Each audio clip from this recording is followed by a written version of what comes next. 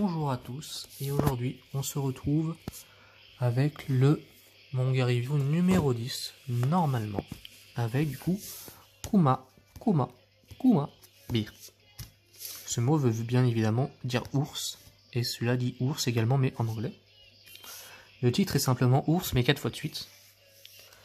Et du coup c'est à nouveau, et oui, vous allez être étonné, mais un isekai dans un jeu vidéo. Et oui. Comme du coup qu'on a eu pour, alors si je me trompe pas, c'était Yasai no Last Boss, voilà, c'était lui. Et là du coup, le personnage du coup principal qui est cette jeune fille est Petite Thune, voilà. Donc elle a fait du coup, apparemment en mettant toute sa thune en bourse, etc. etc. Et du coup, après une mise à jour, le jeu lui prévenait qu'elle pouvait ouvrir un coffre aléatoire, qu'elle allait obtenir du coup un cadeau qui s'améliore du coup par rapport à son nombre d'heures de jeu. Et elle a ouvert un truc aléatoire et ça lui a donné du coup un ensemble d'ours qui est extrêmement cheaté. Voilà. Hop là. Elle répond exactement à un questionnaire. Donc là elle explique justement qu'elle a emménagé du coup qu'elle a été pétée de thunes. Et du coup voilà à quoi elle va ressembler. Du coup en fait elle ressemble à ce qu'elle ressemblait en fait dans la vraie vie, avec ce costume d'ours. Hop là. Et là, voilà un peu le problème qu'elle va se rencontrer, c'est qu'elle va repasser niveau 1 en fait, tout simplement. Donc le costume d'ours lui permet d'utiliser des pouvoirs, enfin ses pouvoirs de base, mais elle va pouvoir les utiliser en faisant en sorte qu'ils sont en forme d'ours pour que ça soit amélioré. Mais comme elle est redevenue numéro 1 en fait, et ben elle est assez fragile en fait, sans ce costume d'ours qui la protège. Et du coup, bah, elle va se rendre compte que ça va être plus sûr de garder en fait le costume sur elle. Donc là, il y a une autre petite fille qui se fait attaquer par des loups, etc. etc. Ah. Et elle pense que c'est un ours aussi. Voilà. Etc. Elle va dire pourquoi elle était là, nanana, blablabli, blablablou. Évidemment, c'est un jeu vidéo, donc, comme qui dit jeu vidéo dit inventaire.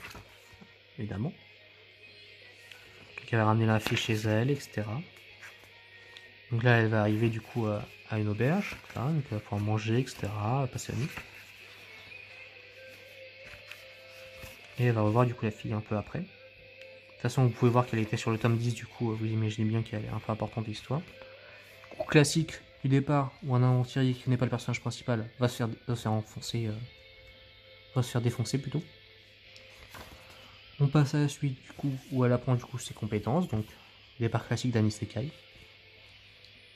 Voilà, elle teste un peu, etc. etc.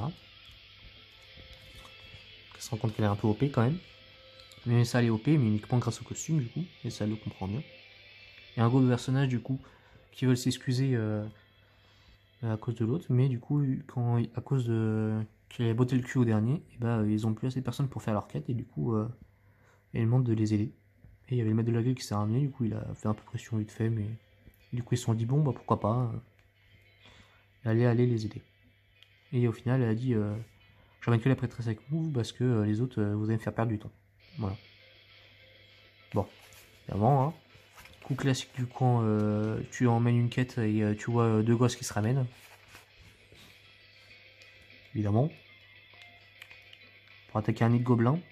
Évidemment, t'as pas l'impression que c'est assez. Alors je crois, elle a speedrun tout ça. Je sais plus. Ah non, je crois qu'on est juste un peu un flashback avec du coup l'autre petite fille qu'on a vu au départ de l'histoire. Hop là. Et c'est la fin du coup du premier tome. Et à la fin, il y a toujours aussi un petit mini-roman à lire dans cet tome-là. Donc voilà pour Kuma Bear, hein, donc un autre jeu de vie dans un univers fantastique.